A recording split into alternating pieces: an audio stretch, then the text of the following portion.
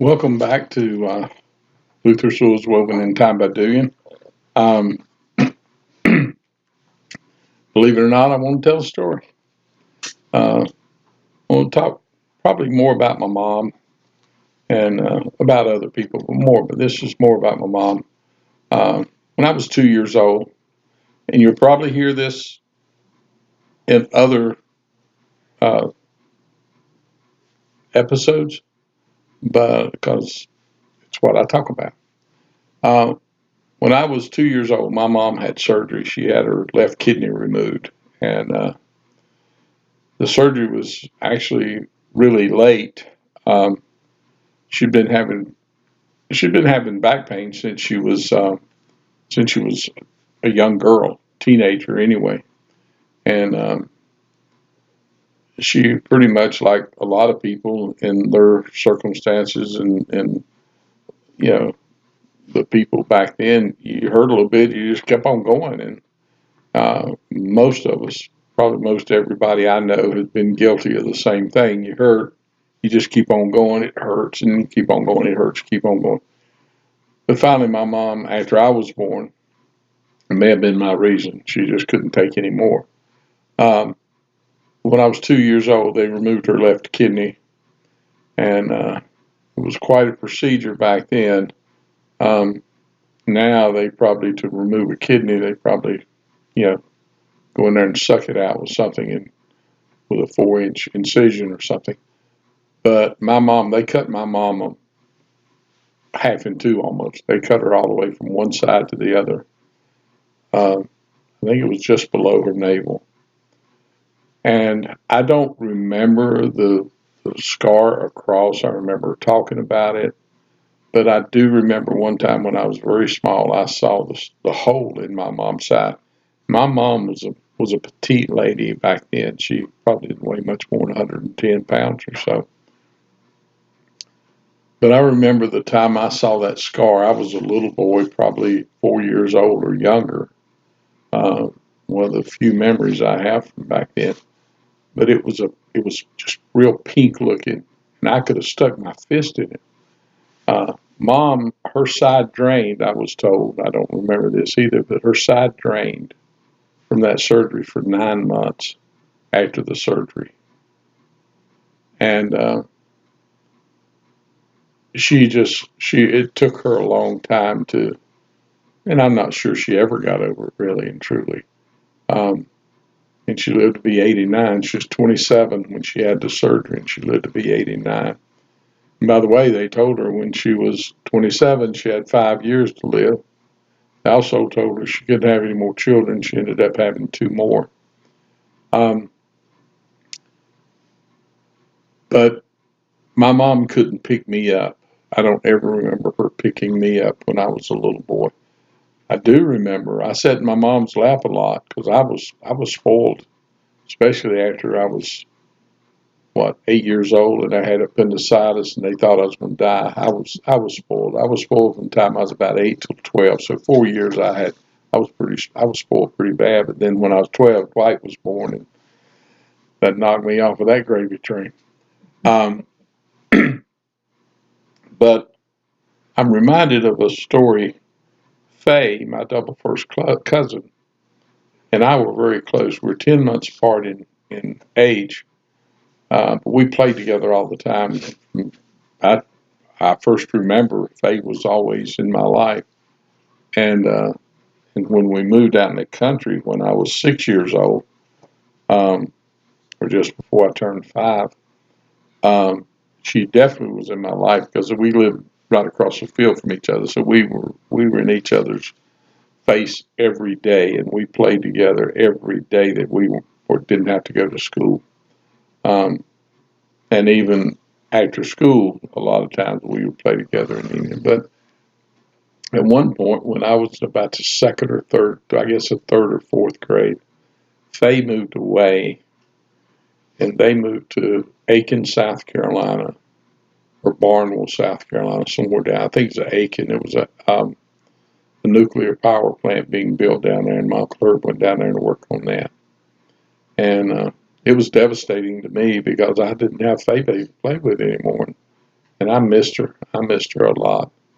And I'm reminded of an occasion where my mom, my aunt Bob, and Faye, they left. I don't know where Body was. I don't know if she was down at grandmother's and they went to pick her up. She could have been with her mom and Faye. I don't know, because back then nobody mattered to me but Faye. And so if Faye and I were playing together, Body was probably talking with mom and dad, or mom and my mom and her mom, and because Faye and I didn't need anybody else to entertain us.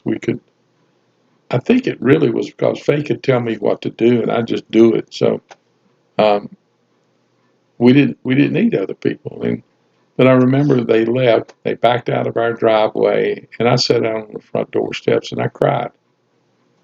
And I was sitting there, and Mom went inside after she waved by. She was standing on the porch behind me, and she waved by and she went in. It was summertime, or warm weather anyway. The front door was open and the screen door was closed, but the wooden door was open. And Mom went in, and a few minutes she came back out, or she came to the door, and she says, and like I said, I was probably 7 years old then, maybe. She come to the door and she said, "Dugan, what's wrong?" And I just said nothing. And I don't know if she went away and came back, but she came a little bit later. She said, "Dugan, you want to come in and eat? I got some soup fixed for you or something." And she said, "We'll come in and eat some soup." And I just shook my head no again. I don't know if I answered or not, but I just a little nod back and forth, not much at all. And I remember Mom saying that my cowlick in the back of my head back here, she said it barely moved but I just told her no, I didn't want anything. So Mom came out the front door and she came down the steps, beside me, and she got in front of me and turned around. And she says I was sitting there with dirt on my knees and my bibbed overalls that I wore all the time back then, and dirt on my hands and on the front of my overalls. I don't know what Faye and I've been doing, probably playing cars in the dirt or something. And she said, "Dugan, what's wrong?" And no, she said something like, "Dugan, come inside and eat some soup." And I told her, I said, "I don't want any." And she said, "What's wrong?" And I said, "Faye's gone and I won't see her for a long, long time." And she said, "Dugan, they come back, and every time they come, Faye comes to see you, and it won't be long they'll be back." And I said, "But she's not here now." And I looked at Mom, and Mom said my face was dirty as my pants were, and that there were streaks down my cheek where tears had run down my dirty face, and she could see the lines of the teardrops had made.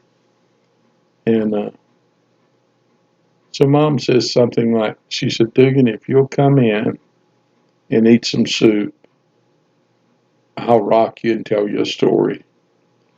Now, my mom never picked me up because she couldn't. She wasn't strong enough, and she wasn't supposed to lift anything. She wasn't even supposed to do her own ironing. Um, but she said, "I'll rock you." And she had a rocking chair that was low enough that she could sit in, and I could crawl up in her lap. So she went in the house, and I followed her, and I went in the kitchen and ate a bowl of soup. And I came back, and she was sitting in the rocking chair, and I came back and crawled up in her lap. And I she started telling me the story, started rocking. And other than playing with Faye back then, I think there wasn't anything I'd rather do than sit in my mom's lap and her sing to me, or read Bible stories to me, or tell me Bible stories, or tell me any story. And she would rock me and tell me whatever story.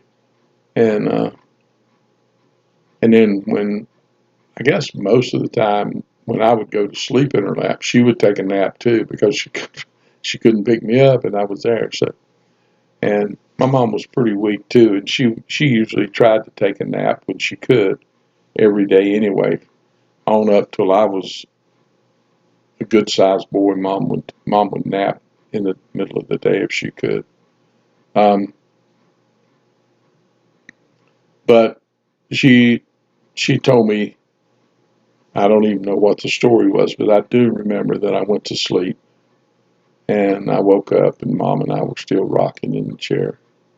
Or we may not have been rocking out, but I was still in my mom's lap in that chair. And and then sure enough, it wasn't long. It was a long time to me, being a 6 or 7 year old little boy. It was a long time before they got back, but in reality it wasn't that long. A few months later they would come back on the weekends and see us, and so I got to see us. So I make reference to that. That was probably my first lesson in time, um, that my mom taught me by helping me to realize, and singing and talking to me and telling me stories. And mom, especially when I was little, until Dwight was born.